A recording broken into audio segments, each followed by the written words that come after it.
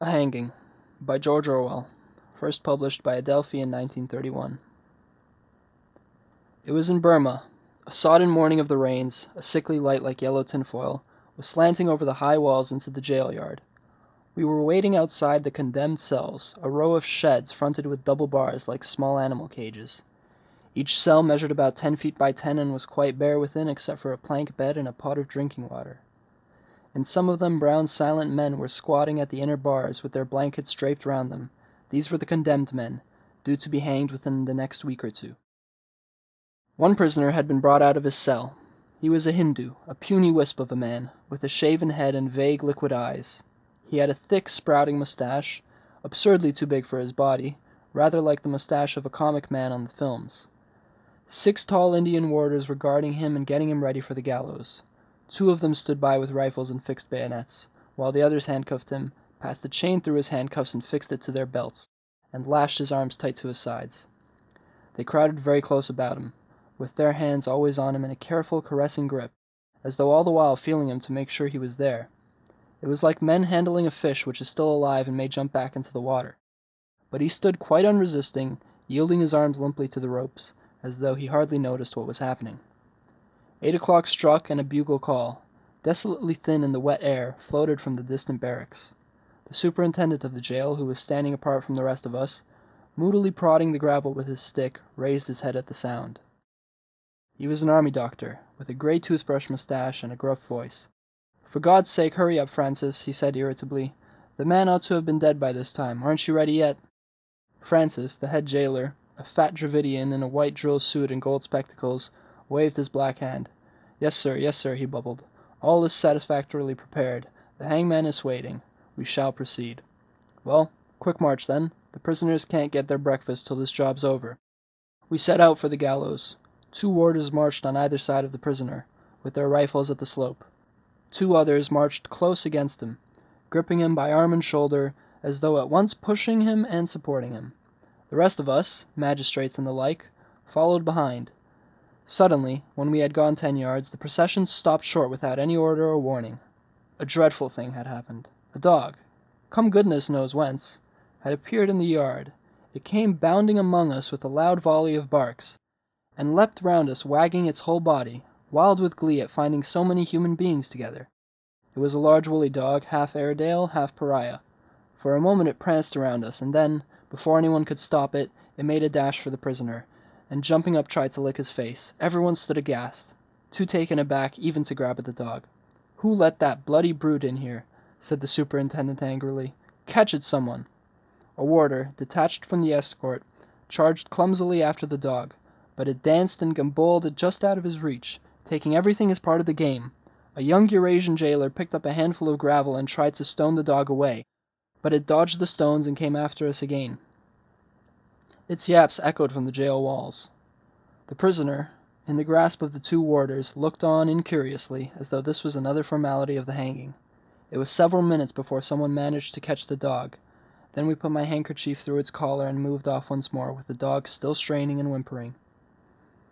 It was about 40 yards to the gallows. I watched the bare brown back of the prisoner marching in front of me. He walked clumsily with his bound arms, but quite steadily, with that bobbing gait of the Indian who never straightens his knees.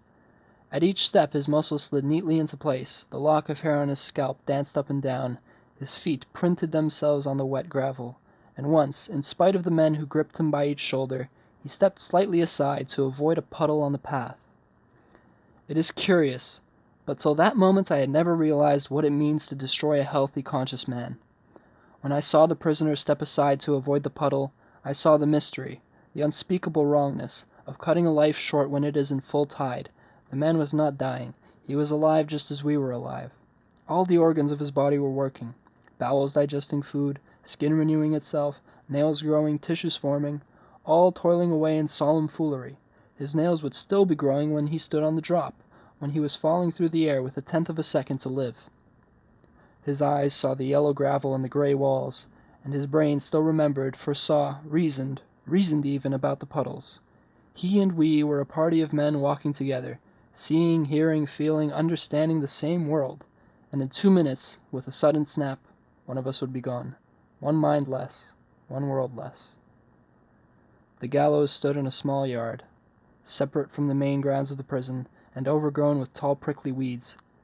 It was a brick erection like 3 sides of a shed, with planking on top, and above that 2 beams and a crossbar with the rope dangling. The hangman, a gray-haired convict in the white uniform of the prison, was waiting beside his machine. He greeted us with a servile crouch as we entered. At a word from Francis, the 2 warders, gripping the prisoner more closely than ever, half led, half pushed him to the gallows and helped him clumsily up the ladder.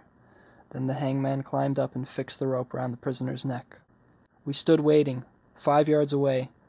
The warders had formed in a rough circle round the gallows, and then, when the noose was fixed, the prisoner began crying out on his God. It was a high, reiterated cry of "Ram! Ram! Ram! Ram!" Not urgent or fearful like a prayer or a cry for help, but steady, rhythmical, almost like the tolling of a bell. The dog answered the sound with a whine. The hangman, still standing on the gallows, produced a small cotton bag like a flour bag and drew it down over the prisoner's face, but the sound, muffled by the cloth, still persisted, over and over again. "Room! Room! Room! Room!"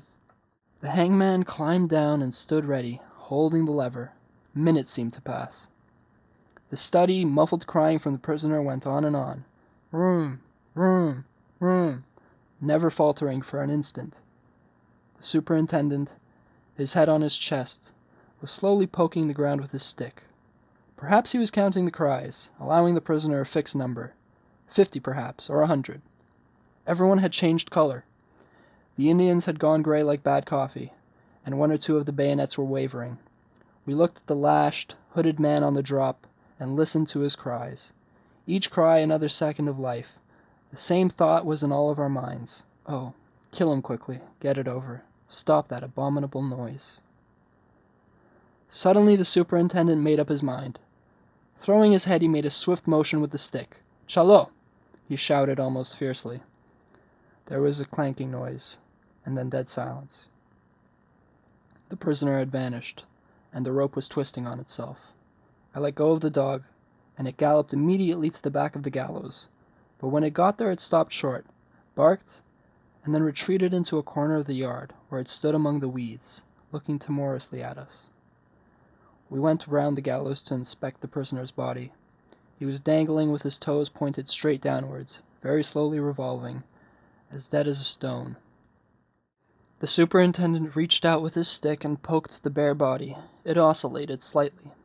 "He's all right," said the superintendent. He backed out from under the gallows and blew out a deep breath.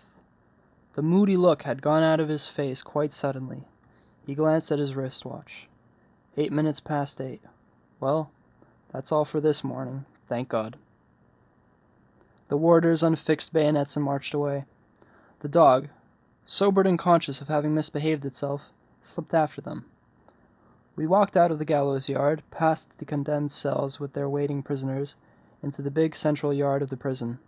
The convicts, under the command of warders armed with lathis, were already receiving their breakfast. They squatted in long rows, each man holding a tin pannikin, while 2 warders with buckets marched round ladling out rice. It seemed quite a homely, jolly scene after the hanging. An enormous relief had come upon us now that the job was done. One felt an impulse to sing, to break into a run, to snigger. All at once, everyone began chattering gaily. The Eurasian boy walking beside me nodded towards the way we had come, with a knowing smile. "Do you know, sir, our friend," he meant the dead man, "when he heard his appeal had been dismissed, he pissed on the floor of his cell, from fright. Kindly take one of my cigarettes, sir. Do you not admire my new silver case, sir? From the boxwallah, 2 rupees 8 annas, classy, European style." Several people laughed. At what? Nobody seemed certain. Francis was walking by the superintendent, talking garrulously. "Well, sir, all has passed off with the utmost satisfactoriness. It was all finished. Flick, like that. It is not always so. Oh, no. I have known cases where the doctor was obliged to go beneath the gallows and pull the prisoner's legs to ensure decease. Most disagreeable." "Wriggling about, eh? That's bad," said the superintendent. "Ah, sir, It is worse when they become refractory. One man, I recall, clung to the bars of his cage when we went to take him out. You will scarcely credit, sir, that it took 6 warders to dislodge him, 3 pulling at each leg. We reasoned with him. My dear fellow, we said, think of all the pain and trouble you are causing to us. But no, he would not listen. Ah, he was very troublesome. I found that I was laughing quite loudly. Everyone was laughing. Even the superintendent grinned in a tolerant way. "You'd better all come out and have a drink," he said quite genially. "I've got a bottle of whiskey in the car. We could do with it." We went through the big double gates of the prison, into the road. "Pulling at his legs!" exclaimed the Burmese magistrate suddenly, and burst into a loud chuckling. We all began laughing again. At that moment Francis's anecdote seemed extraordinarily funny. We all had a drink together, native and European alike, quite amicably. The dead man was 100 yards away.